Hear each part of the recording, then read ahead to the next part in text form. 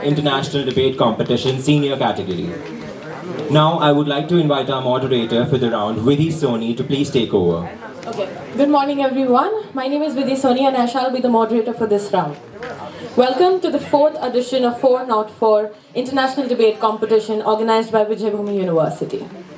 So, I'll begin with introducing our judge, the one and only Professor Edward Moses, sir. I'm so sorry. Give a huge round of applause, everyone. Thank you so much. And also a huge round of applause for all the participants in finals, once again. Thank you. So, Okay, before starting off, if I do this, that means I'm not accepting the POIs. 3, 2, 1. Greetings, panel. I have an exact phrase for my opposition. A monkey draped in a silk cloth still remains a monkey. And this monkey is none other than the United States of America. And the opposition wants to support the hypocritic nation India. And we at the opening government and I as the Prime Minister do care about people, countries at the larger scale, and we shall propose a motion working for the welfare of the globe.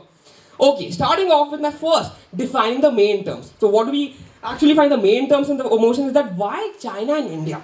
China remaining the world's factory and India as serves as the centric position in the world, and these are the two countries which are the optimized country to take the lead. Secondly, interest. The paradigm shift. These countries, the interest what we have is that obviously the economies of the country will be boom, and not only that, we are also aligning that with our international priorities. That means we are concerned about the developing nations. We are concerned about the we want to reduce the domination of dollar, which has led to financial crisis in developing nations. Thirdly, what exactly is internationalization?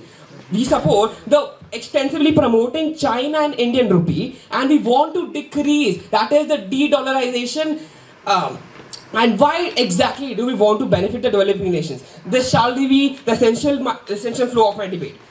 We would highly prefer the committee to now talk about the stakeholders which are being benefited. A, government, A, India, China and USA. B, international organizations. C, other countries. Now, first, we shall identify what are the three main problems when we are using the US dollar. First, it limits the authority to the other countries. USA being dominant, it does not give much of the say to other countries. That means USA as the standard currency, every country must have dollar as their reserves, and this means every country must have dollar assets. That means here I shall bring economics into the picture. Every country has to increase the demand of the dollar. In turn, that leads to the appreciating of the currency. What USA wants here, ladies and gentlemen, is that its own growth, its own welfare. But we reject that. We want the globe has to be benefited. This is exactly what we support here. Secondly, rejected sanctions and economic welfare. We all know the Cold War and the US has relations with many countries, such as its major counterparts in Asian and in African countries. USA imposes sanctions on its enemies. Is that the need of a standard currency? We say no. We have seen USA imposing sanctions on Venezuela, Iran. This has led to these specific countries to have an economic damage leading to high inflation. This inflation also destabilized the political parties there, also leading to humanitarian crisis, restricting access to food. Is that the US dollar is meant to do? We say no, and we strongly do not support that. Third, developing nations are not being benefited. Here the financial institutions, i.e. IMF and World Bank, they restrict on giving loans to developing countries. Take the instance of Pakistan, which has been literally struggling to get the loan, and has been pleading for months. And after a whole set of criteria, IMF has now agreed to give a bailout, but it does have so many restrictions, it does have many criteria to be fulfilled. What we do see here is that USA only wants its large and its allies to support to enjoy the luxury suit, but it is not supporting the developing nations. It only wants a few set of countries to grow. It does not want other countries to grow. Is that the US dollar was meant? This is exactly the three problems we shall comment on. Taking the example of Asian financial crisis, whose victims whose victims were Thailand and Indonesia. So they went into debt trap which depreciated their currency, which resulted into the loss of confidence. Why? Because of the excessive reliance on US dollars. Now, how can we resolve this issue?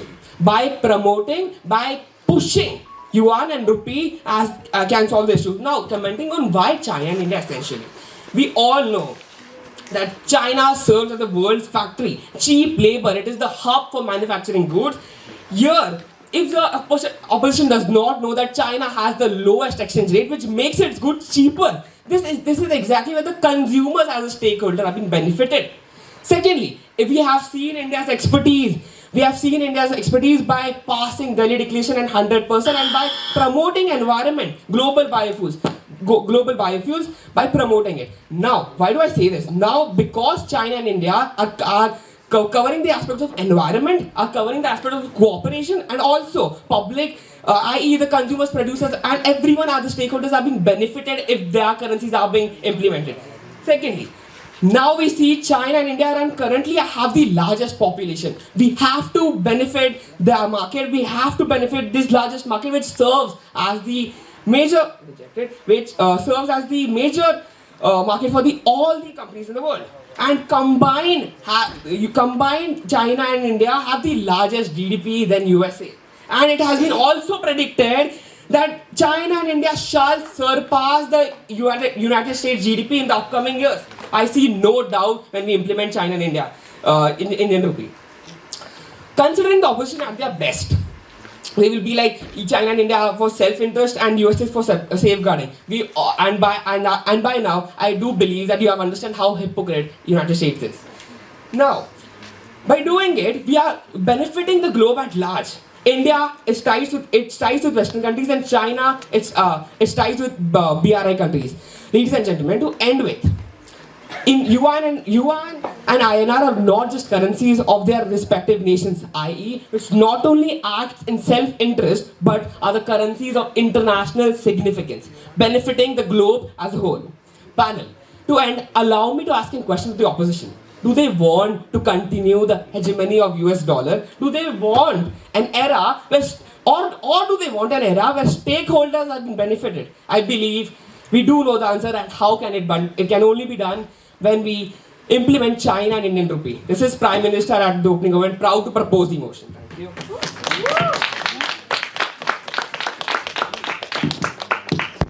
Thank you so much. Alright, up next we have Leader of Opposition. Much of a strain to be what you want. So I urge India and China to be realistic opportunists that they are, and not impractical, non-unique idealists. Firstly, let's talk about what my dear opposition would state. It is that the transaction fee will be reduced once we internationalize this rupee and yuan. Firstly, have you heard about Vostro accounts? Vostro accounts can have an expense of cross-border funds which is much more than the transaction fees. Secondly, we have the problem of trade deficits. The export prices are lesser and the import values are higher, and hence we as India could not even convince Russia to trade in rupees. This is a 7-fold swell trade deficit which led to a $40 billion of loss, and this happened in the last fiscal year. 7 cargo payments were held up, and 1 year engagement could not ensure that there was a concrete currency that could be decided, and all because of internationalization. Yes, please. Ma'am, my question to you is, you talked about India and China being opportunistic, while the United States of America literally creates opportunities out of wars to make more money. Okay. So, is it a law that if one country is an opportunist, the others can't be? And is it a law that if being an opportunist has to be negative? Today, all of us in this world are opportunists. Political theory states that everyone in all walks of life try to promote their interests. So as India and China, they would promote their interests. And today I want to show you what the actual interest of India and China is. Yes?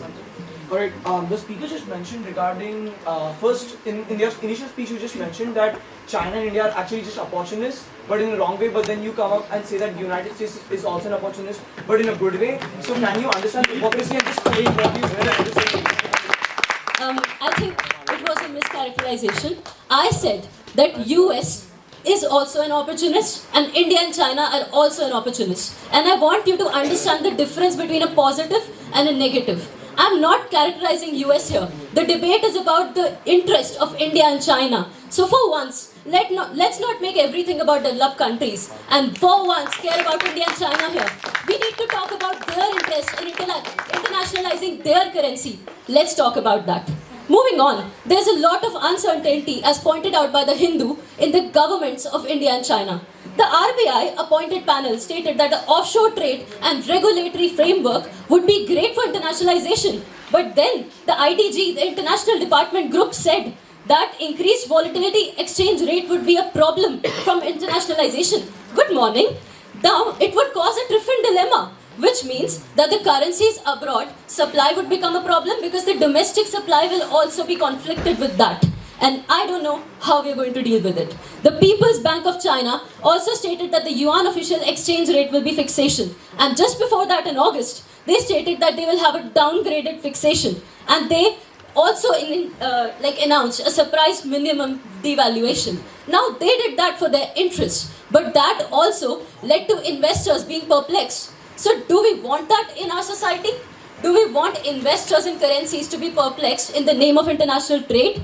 Also, I want you to consider these three: the US, the India, and China. Today, US was mentioned to be a monkey in silken clothing. Let me talk about this monkey a bit more. Since we have been evolved from that lineage, let's just respect it a bit.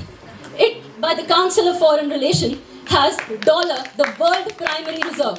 It grew a GDP of 3.2% and 2.6% in the last 2 quarters of 2022. It has 59% global forex reserve handling, and even the Human Development Index, the World Bank, the IMF, declares all its numbers in dollars. And why do they do that? Because $1 fetches the same amount of things roughly in all countries. And that is why it's taken as a standard. Yes, please. Ma'am, you just mentioned that a dollar roughly gets the same thing everywhere. And then you talk about inflation and deflation. The rate of dollar exchange rates are different in every country. So what do you have to say about that? The word roughly here is quite important, and I would like to mention my source. It's the National Council of Educational Research and Training Manual. So please question them here. And it's the Human Development Index. You have to take one unit. If I compare China in the terms of yuan, if I compare UP in the terms for India, and if I take US in dollars, how will I actually be able to compare who is more developed? I need to have one term for that. Now moving on to India. My oppositions might argue that it's the 5th largest economy, but in terms of trade, it trades in rupees in 18 countries out of 189 in the UN Charter. The global export share rate, 2%. Daily average share, 1.6% approx. The Russia took a decade and a half to liquefy the rupee trade that it did during the Ukraine-Russia time, and Malaysia is facing the same problem. China again, the University of London states that the yuan shares are tiny. 2008 global financial crisis say they have been trying to become an international currency, but now they have to rebound because they have tumbled by a 16-year low, 5% drop this year, which is the worst performance in Asia just after the yen of Japanese. Now, we are all here because of G20, right? Let's talk about B20. It's Business 20. In Business 20, China and India are both members. So I'd like to urge all of you to think, if they both are the members, if India has the presidency, why were we talking about galvanizing all global partners and not talking about internationalizing a currency of one particular nation? Why were we not talking about that back then? So that is a big point of showing what the intentions are. China wants to save itself from financial sanctions of the US. And I think that sanctions are not some decree that cannot be overturned. Also, sanctions are overdone. So, with that, I would like to end. A fish can't be judged by its ability to climb a tree. And that is why I urge India and China to reinvent themselves. Thank you.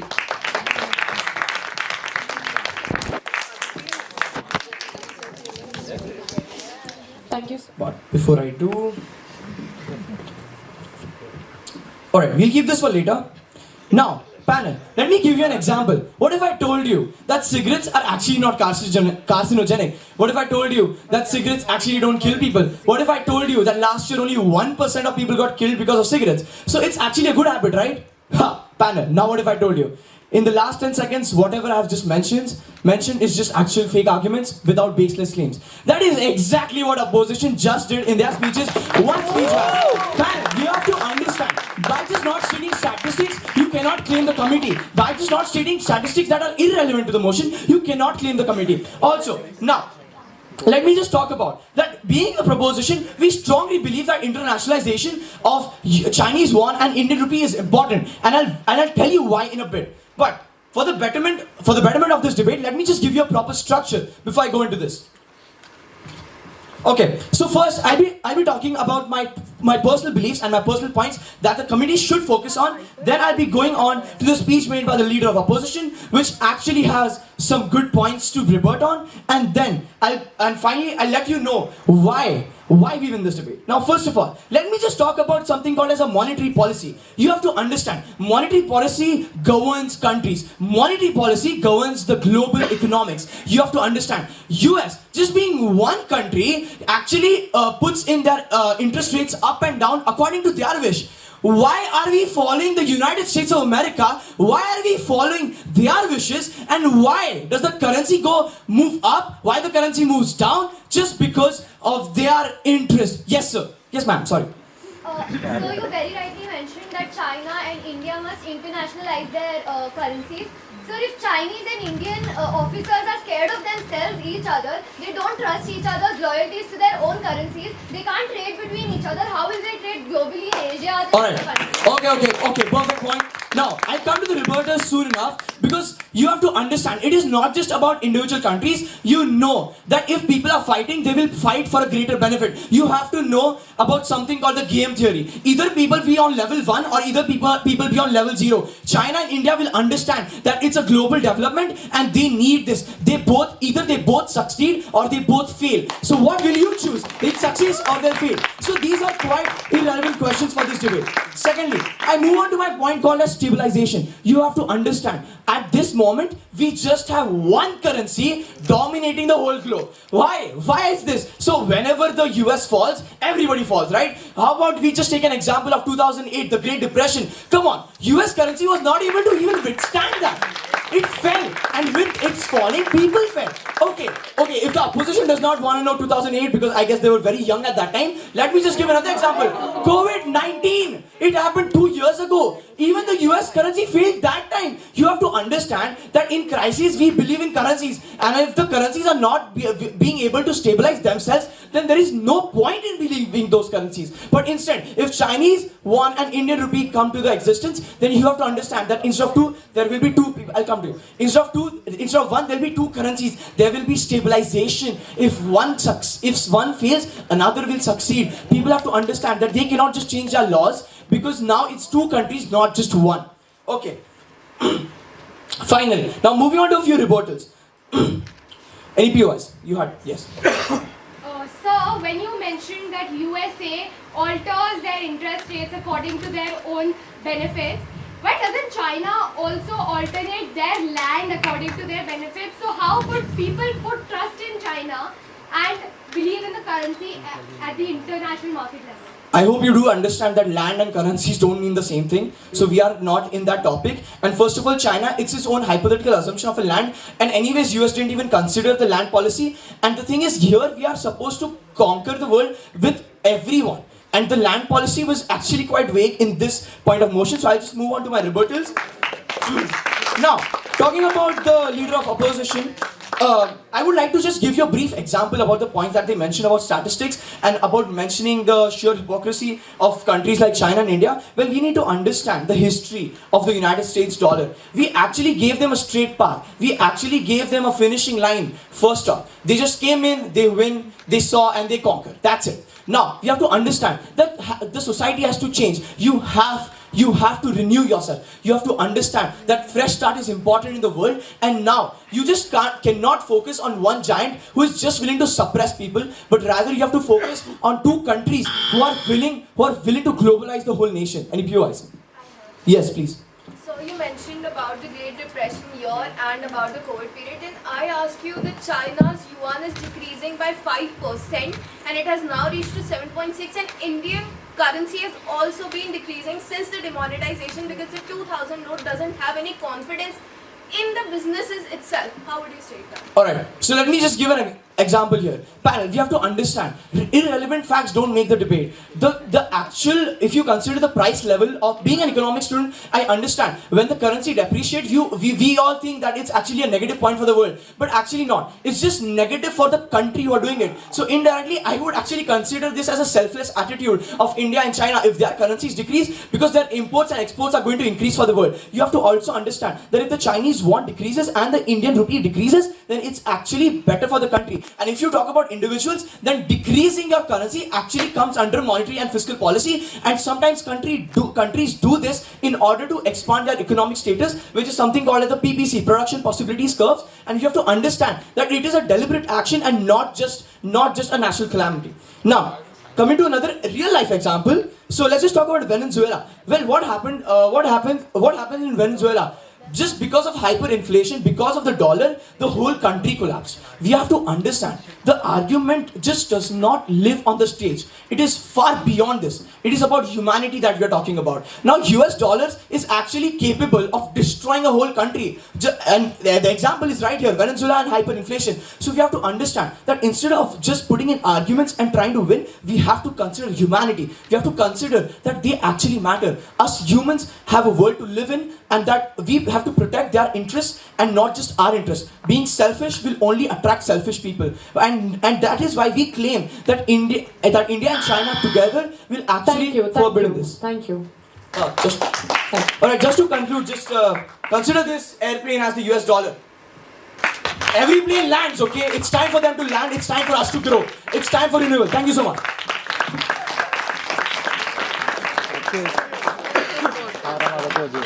I'll be starting in a self count of 3, 2, 1.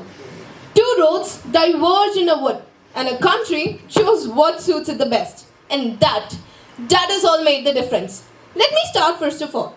For a currency to be reserved currency, it needs to be fully convertible, readily usable, and available in sufficient quantities. But let me ask all of you, is Chinese yuan or Indian rupee is available, is liquefied? Then why the Russia took 10 years to liquidify the currency of India? Why not dollars?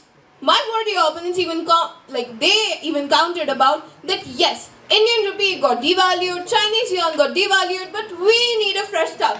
Okay, then let us do a fresh start of 189 countries. There are 189 interests. There are 189 internationalization of the rupee, of their currency. Shall we start that? Because if every interest matters, then we all should do it. Talking about growth as in person. Growth is good. And if growth is to be there, we need to be selfish. We need to be opportunists. I ask all of you, if you're sitting all of here, do you think if you're not an opportunist, would you grab any of the thing? Not at all. Then what's the problem with USA doing it? Talking about, yes please sir. Alright, the speaker just mentioned about being an opportunist. Well, you do realize that you say opportunist to a new player entering the game. US has already been the dominating one since like a decade or century. So now if you talk about opportunist, then do you consider even India and China being opportunist and enter the game because they have the whole right to do so according to your speeches? Yes, I would agree sir. They are opportunists, but let me tell you one thing.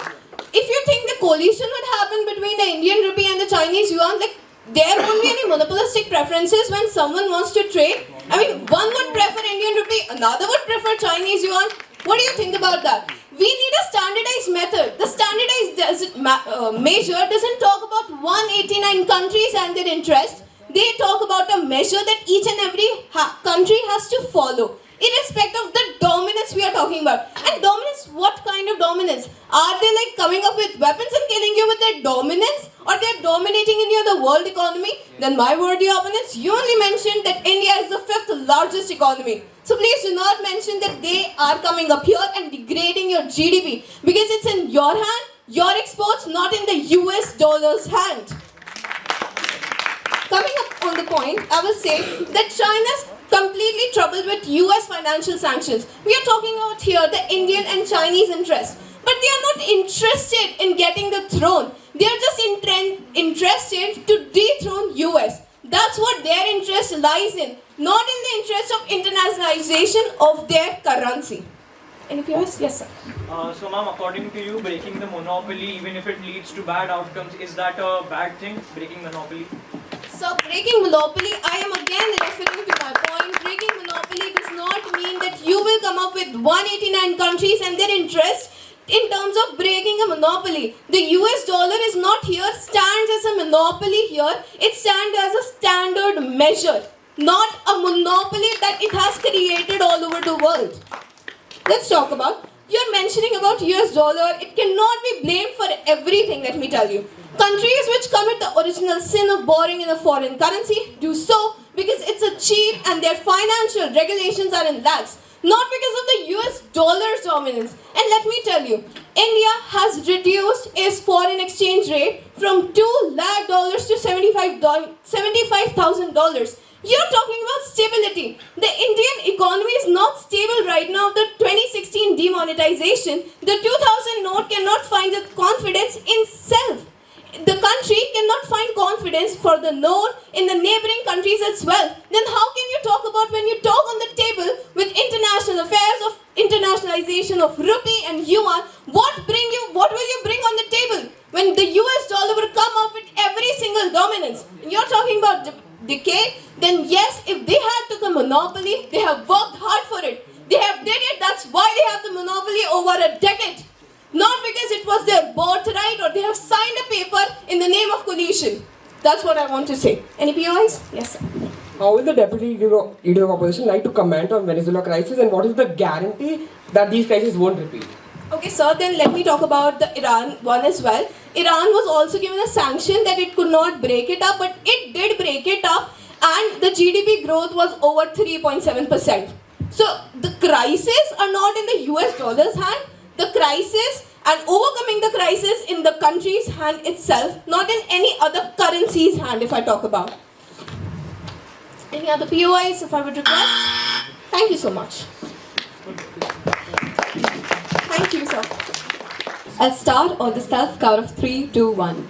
Our worthy opponent rightly talked about how the US dollars cares about the 189 countries, where indeed they do care about those countries, and they indeed care about making money out of those countries, as they did in Zimbabwe. US couldn't care less if you float or if you drown. All they care is about capitalism. I think our worthy opposition has gotten the definition of internationalization wrong. It's not about dominating the world monopoly or changing dollar. It's about the ability to be able to exchange in other currencies.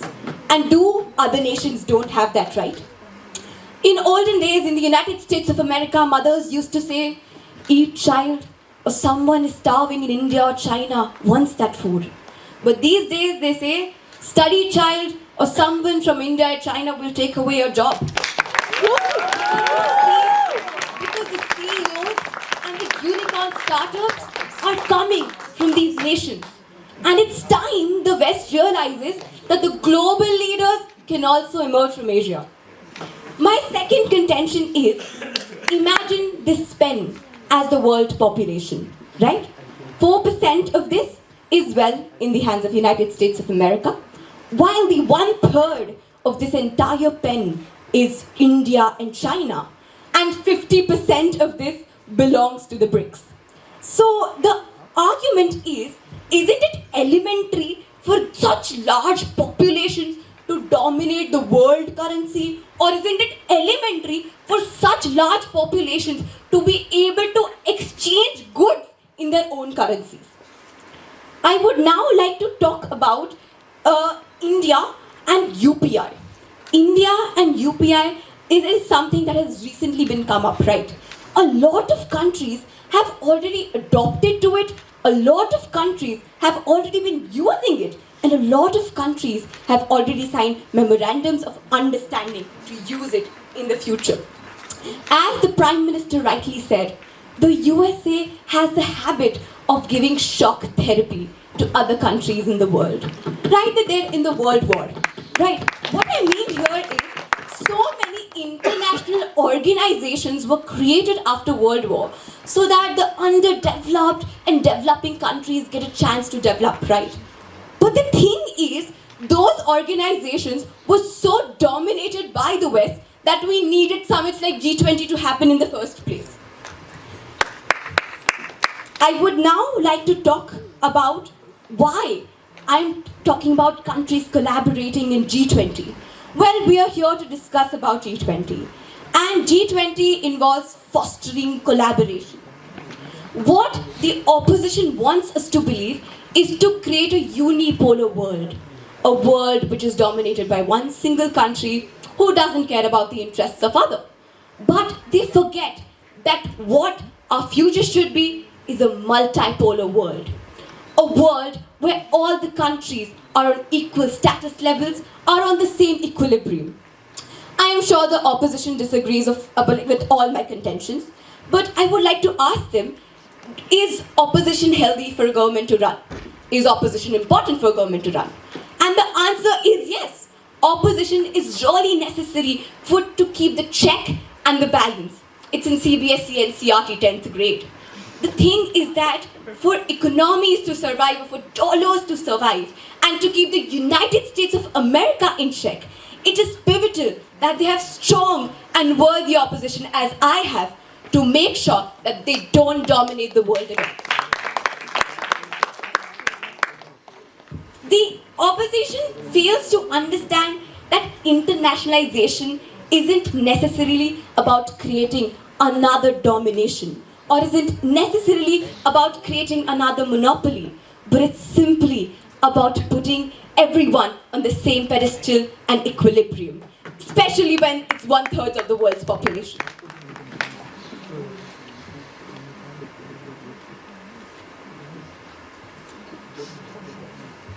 Yes, and now I would like to, I'll entertain POIs. Yes, ma'am. Okay, so is there any awareness about the fact that US has to take up trade deficits of trillions in order to have power? So do you comment on the fact that with great power comes great responsibility? Ma'am, United States of America is the second largest trader in the world, but I'd also like to remind you that China is the first largest. So it's about having a monopoly or having responsibility. China, India, with collaborations such as BRICS and the G20 summit itself and the Delhi resolution is a testament that they have been taking responsibility. Yes, ma'am. Ma'am, you talked about like coalition because we are here to like cooperate with each other.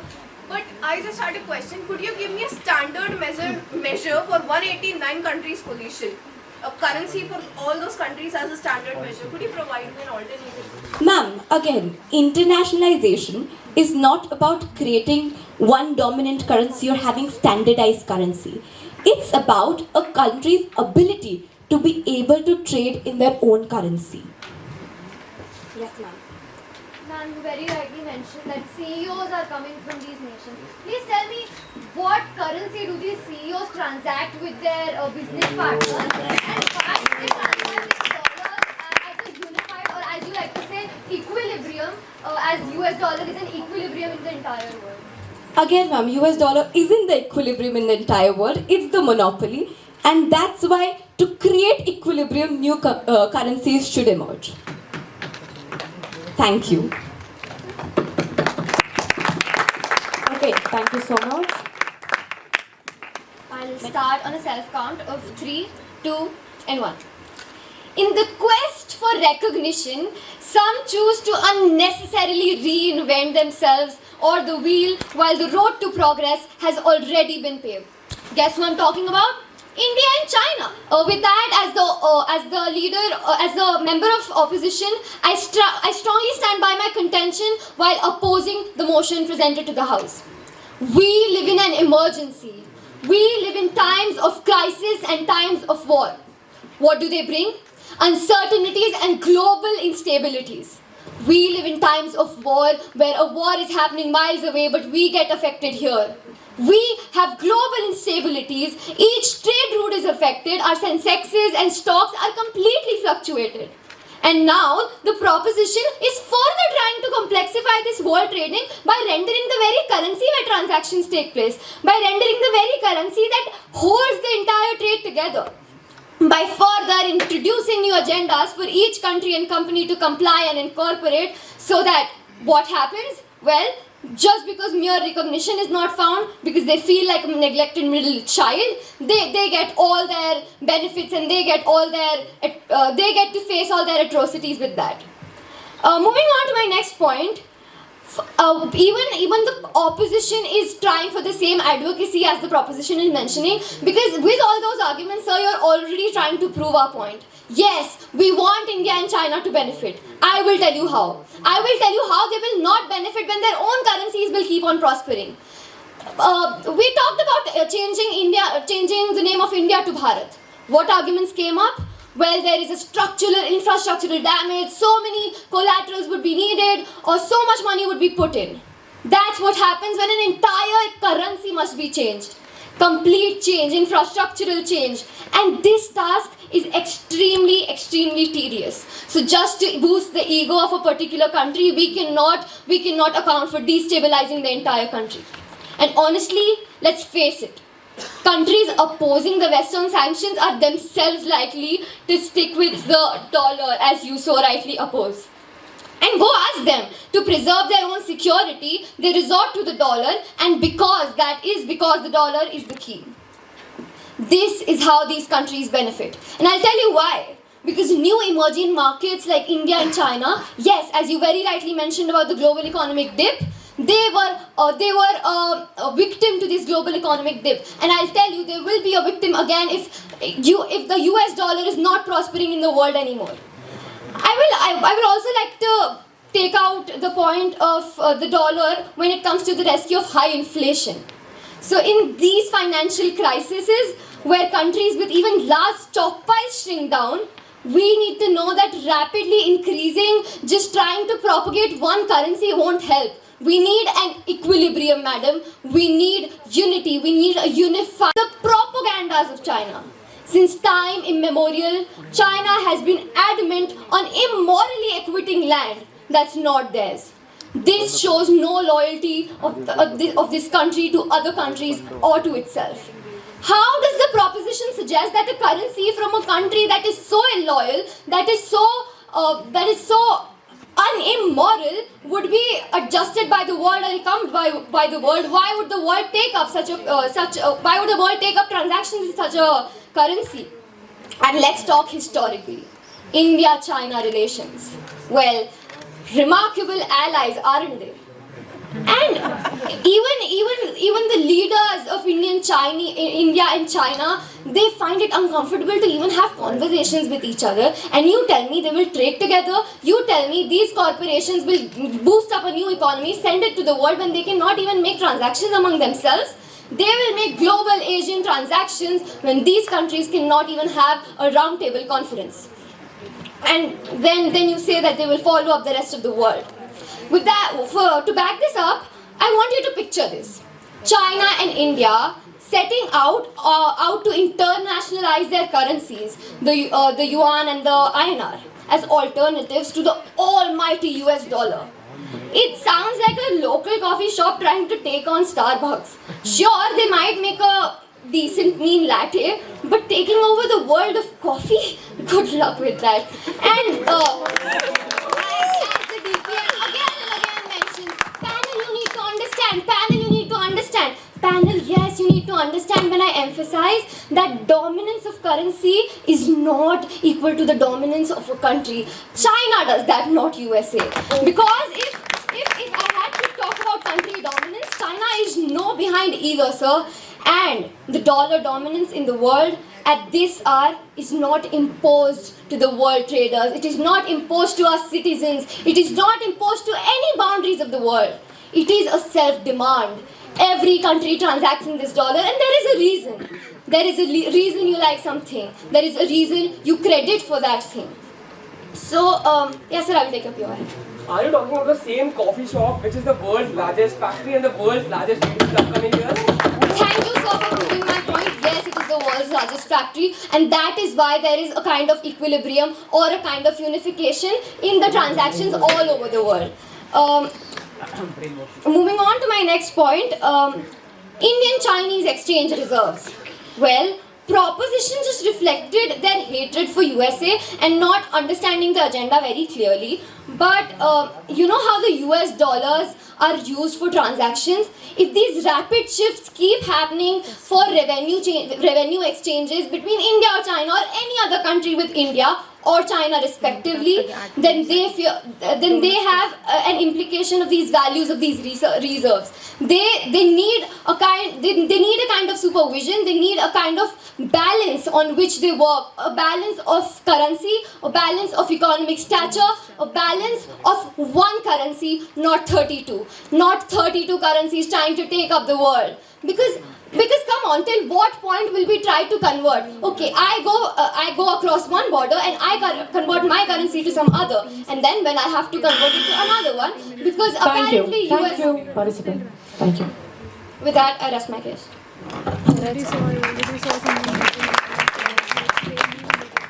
There is also another building.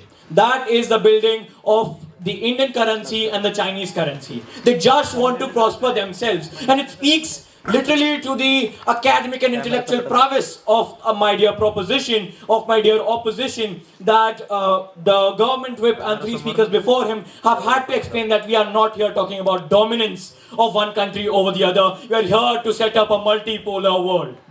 Now let's talk about those buildings in another sense. Now, does acquiring luster in one building or the other, does the opposition have the problem with the building B setting up new funds, with them interacting with other buildings? And let me add on to that point. Will not adding to the luster of those two buildings lead to the betterment of the society they are situated in? That is the contention, ladies and gentlemen. Let's also talk about how there are two worlds. That one is what the proposition wants to profess, and one that the opposition wants to profess. The opposition wants there to be the absolute dominance of the United States, and mind my language, but they are sheer advocates of the United States of America here. They're greatly biased towards the United States of America even when they do something wrong. Now, let me decisively deconstruct the LO's point of view. Ma'am, you urged us to be realist. Well, let's be realistic. Does the currency of the United States of America not suffer any fixations? Does it not suffer, as the honorable opening government mentioned, did it not suffer in the 2008 crash? Yes, ma'am. So I just wanted to ask one question. You are asking a cooperation between a communist and a democratic party. Ma'am, I'll correct you there. Russia is a democratic country here. It follows a socialist program. Yes, ma'am.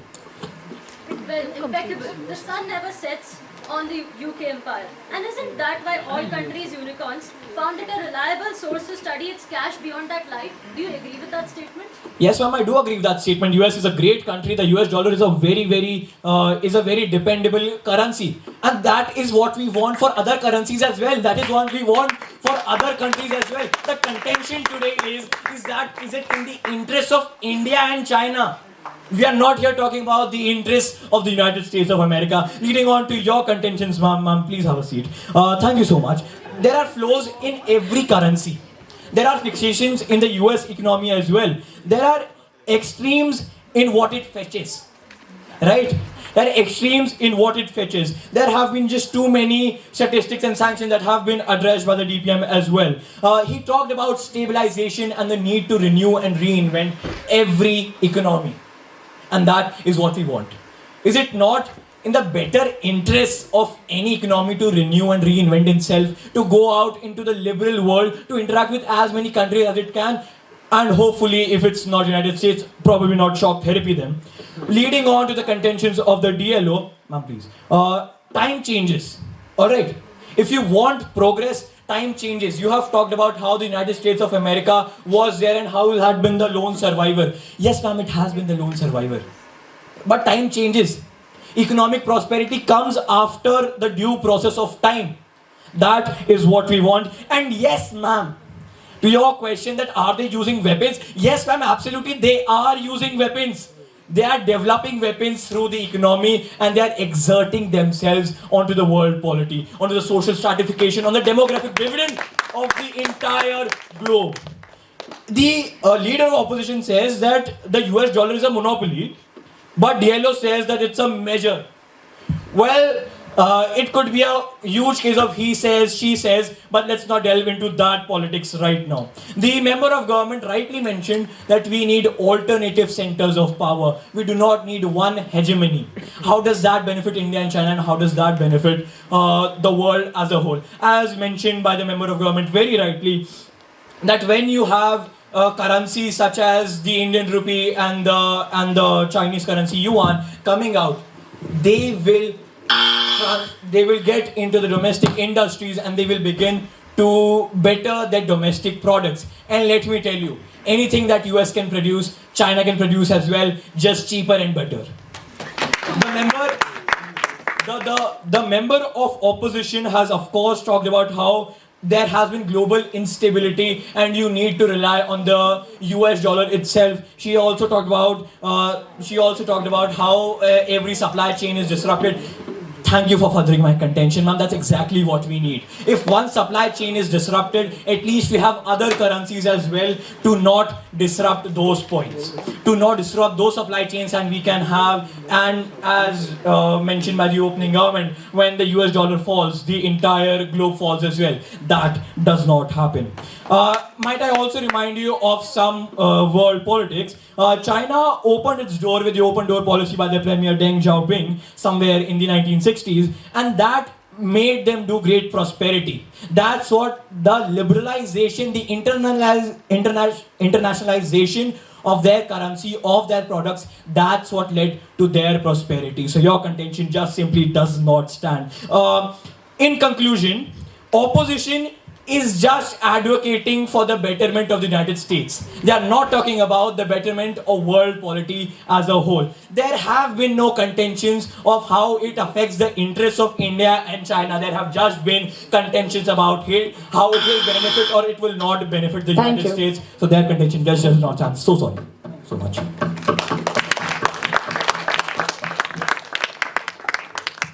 I'll be starting at the self count of 3, 2, 1.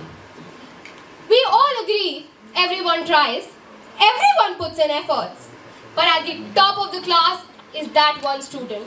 Now, if the proposition agrees with me or not, it is a fact that US dollar is a dominance.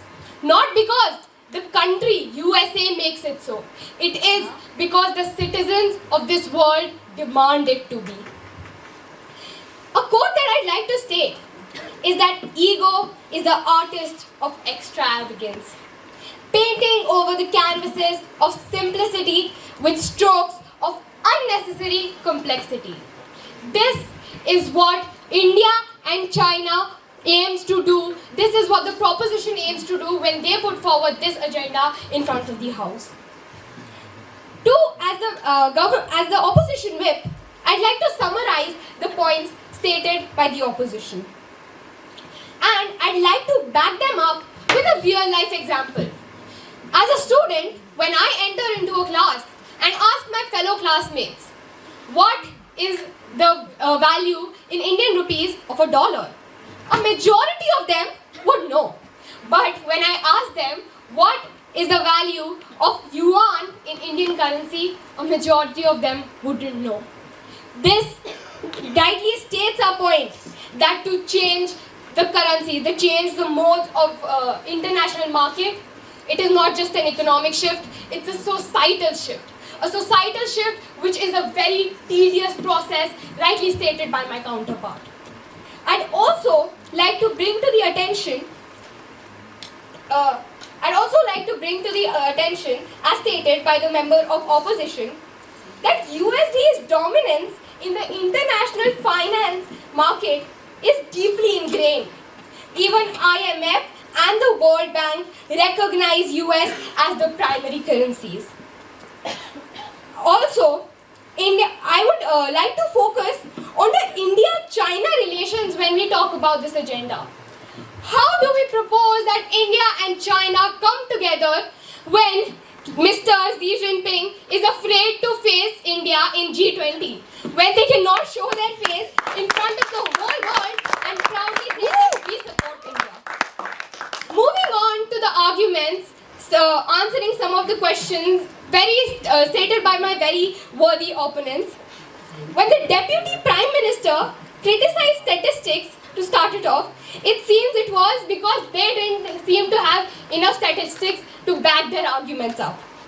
When the DPM mentioned that China is committing a selfless act, they forgot that the agenda that we discussed today is the interest of China and India. So there is no point of discussing selfless acts committed by India and China.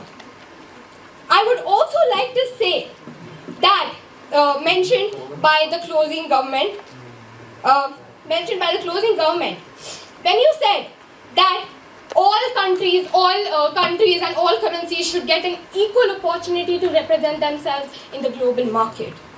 Well, if we do so, there will be another need of Zolverein, mentioned in NCERT CBSE class 10.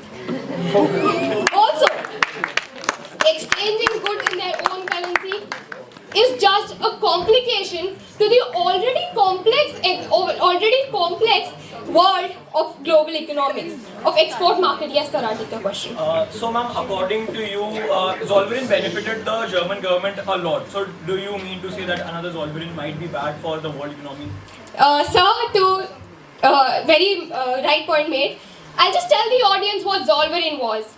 What Zollverein did was cut tariff barriers and make the currency from over 30 to 2. This is what we aim to do in today's arguments. Another argument that I would like to move on to is that, ma'am, we are not here to discuss G20, but if we are on it, let's not fight the fact that in G20, India and China relations come up. And how are they when there are still deathly clashes in Ladakh as of 2023? How do these countries communicate with straight face and come to a consensus that their currencies should be promoted in the global market? Yes, sir.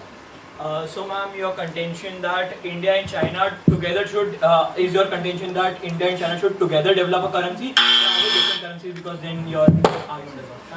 Sir, the agenda very clearly stated that it is in the interest of India and China, sir, POIs won't be entertained anymore, that it is in the interest of China and India to internationalize their own currencies. I'm just saying that both of these countries as of now are not capable of doing so. And to also reach to a conclusion, very rightly stated by you, an analogy about buildings, I'd like to state, sir, when the foundation of a building is not strong enough, what happens? It collapses. Comparison of two buildings stands here, where one is the Empire State Building and one is merely a hut, very prone to collapsing. And that is where I rest my case.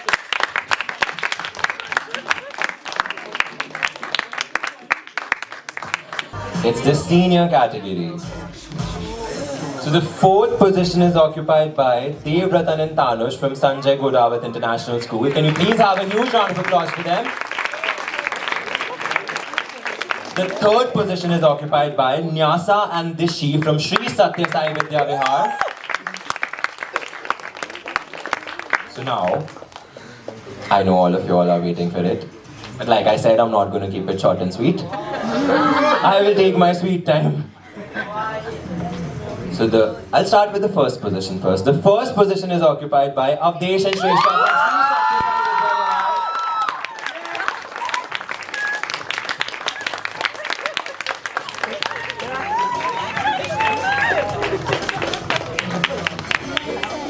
Obviously you have to come on stage, Avdesh. Please come.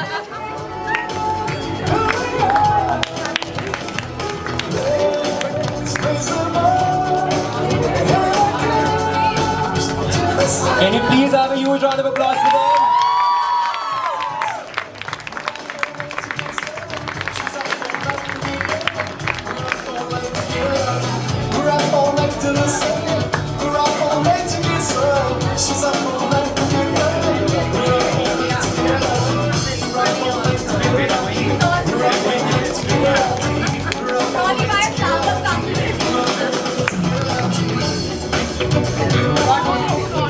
Shrestha, you have to invite me for the Starbucks treat.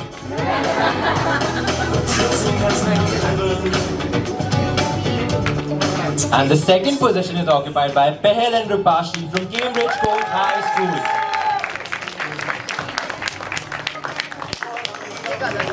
This is not fair.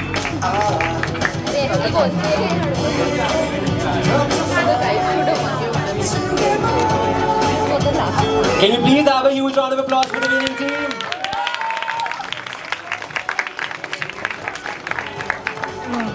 Ma'am ये तो लेके जाऊंगा मैं वो mummy को बता रही हूँ Thank you so much, guys.